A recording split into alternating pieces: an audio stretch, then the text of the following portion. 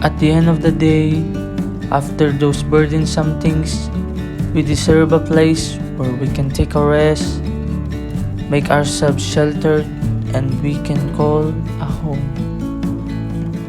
This is the place that we're going to refurnish to make it looks more amusing in the eyes and in the souls. With my colleague, we started shattering one of the old walls into pieces. We need to pull it out to make the place spacious than before.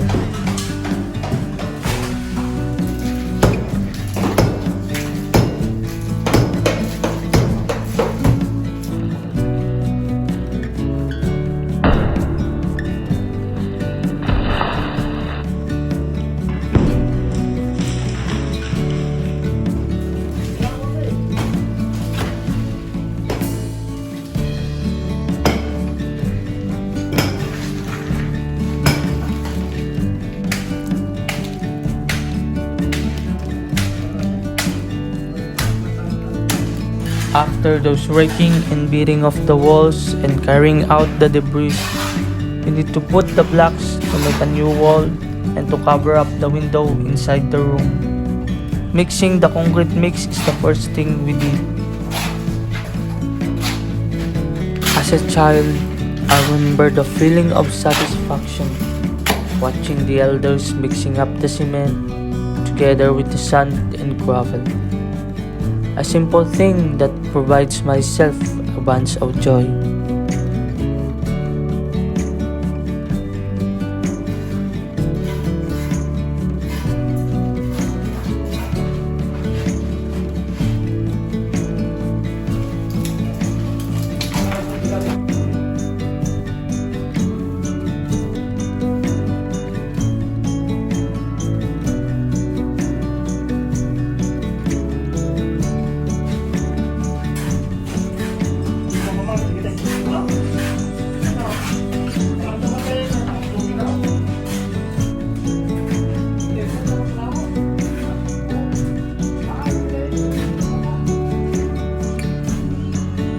And we're done making up the new wall and covering up the old window.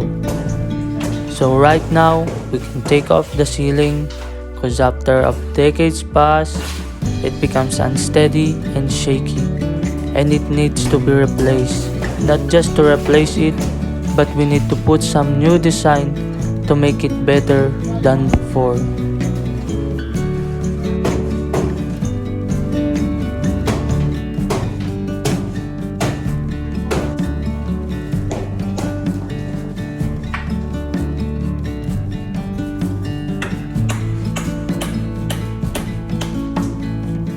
After we remove the old ceiling, we're going to install the new one.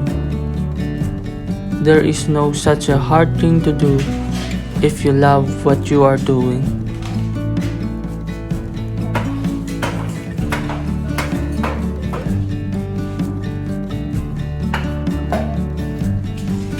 After the couple of hours, the support of the new ceiling is fixed. So we're going to establish the cover later on.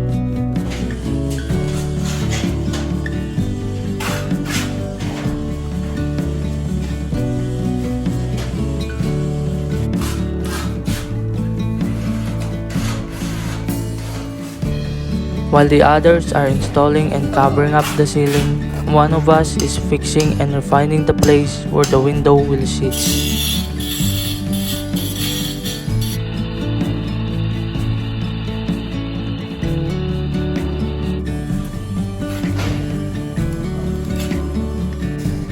We often talk and share stories while working to make our tiredness gone away somehow.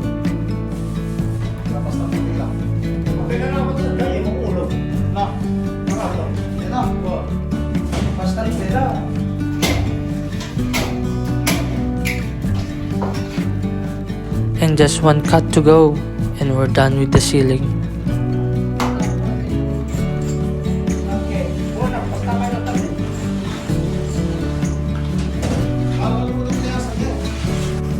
Another day had passed and we're heading refining and smoothing surfaces, covering those bumps on the walls, gap on the ceilings and crack around edges.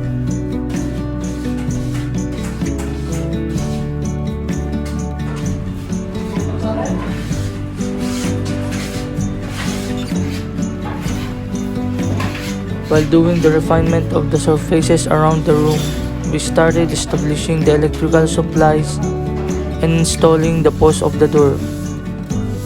And in that day, the window had arrived also. Another knocking out of the walls and floors, spreading dust again. But days are passing, and I see the progress of our work, and I'm pleased with it, and I hope everything will be alright along our way finishing the room.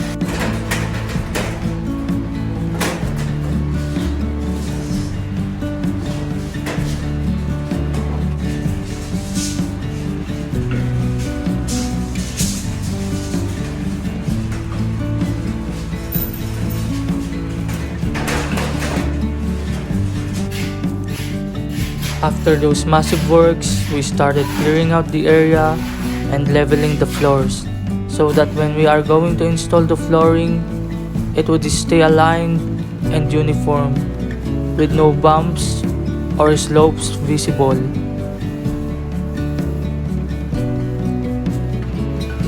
It's about 2 weeks of working now, and we're ready to bring life into the room. The first thing we did is to put primer first.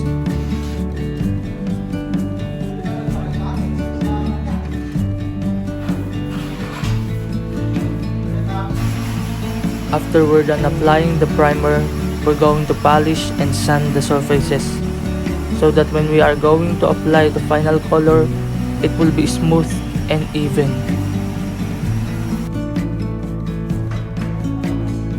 Before heading to paint the final color, we're going to put another layer of primer for the last time.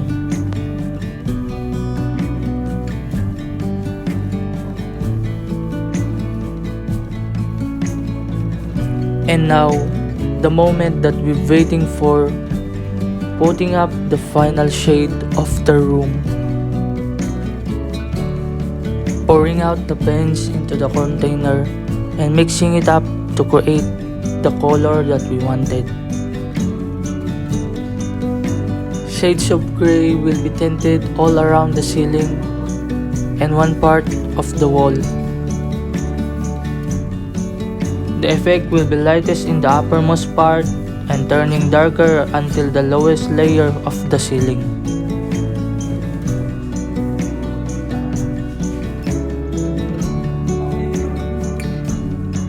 And a paint with the shade of rose will be painted on the remaining side of the walls.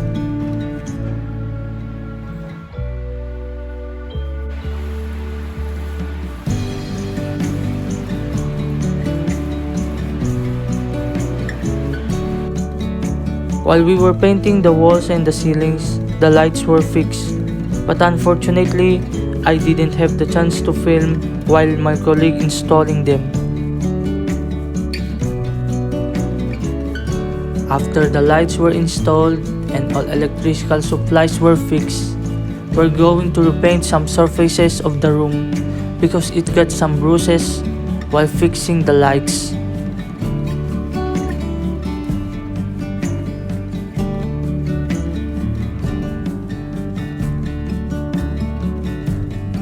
And I think we're done for now. Those small changes eventually added up a huge result. And I see the result was good. At this moment, we're done with the ceiling and the walls. But just for a while, we're going to take a break in working. And as soon as possible, we're going to continue to put the floorings and the furnitures. Hoping that this world will be okay again, and I hope you're having a good day. Talk to you soon.